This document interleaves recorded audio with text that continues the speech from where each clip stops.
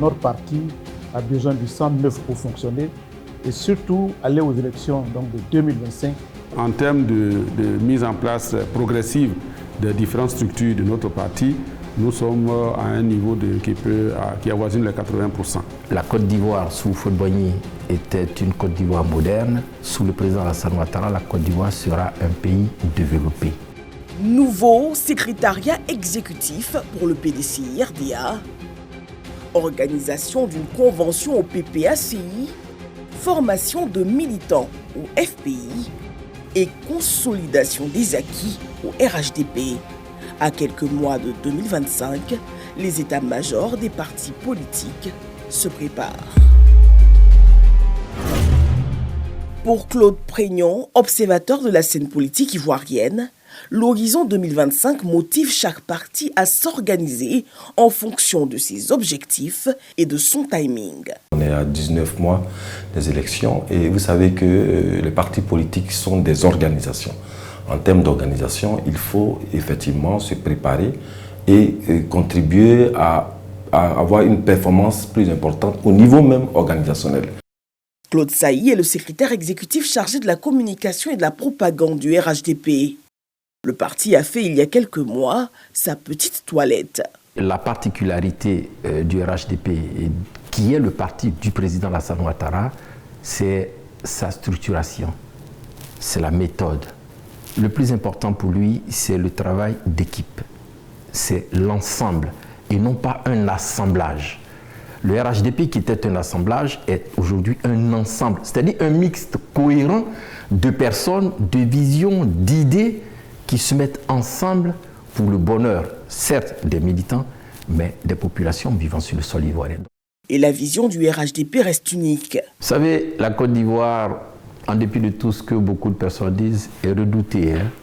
Elle est redoutée, elle parle peu, elle agit plus, elle est dans la pondération, elle est dans la modération, elle est dans la mesure à l'image du président Alassane Ouattara. Donc 2025 pour nous, c'est prolonger le bonheur des Ivoiriens. Ça part des restructurations qui ont été faites, mais qui vont encore être faites, qui vont être approfondies, qui vont être bétonnées, qui vont être renforcées, de sorte à ce que les adversaires comprennent qu'il y aura certes la personnalité du président Alassane Ouattara, mais qu'il y aura plusieurs petits Alassane Ouattara qui apparaîtront de partout, dans toutes les régions de Côte d'Ivoire, dans tous les départements, dans tous les villages.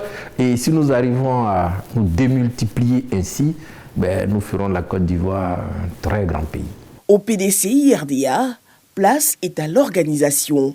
Denis Cazion fait partie des nouveaux hauts représentants mis en mission. Le premier acte de restructuration a été donc la décentralisation du parti avec la mise en place des hautes représentations du parti dans 14 districts de Côte d'Ivoire et puis une autre haute représentation à l'extérieur.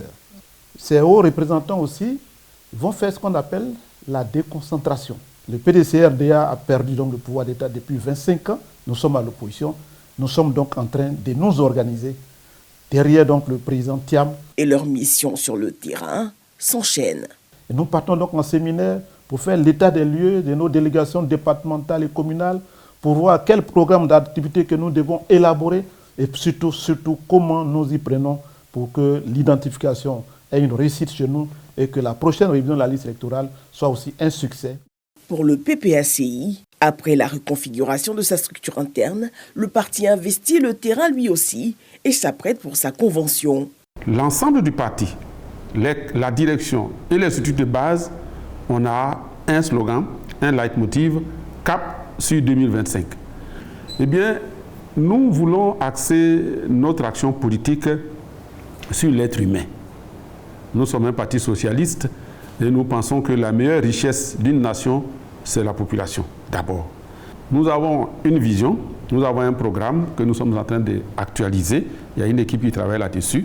Et lorsque ce sera prêt, on pourra le divulguer et le mettre à la disposition de tous les médias et du grand public. Pour le politologue, il faut bien noter que la démarche du parti au pouvoir et celle de l'opposition restent différentes.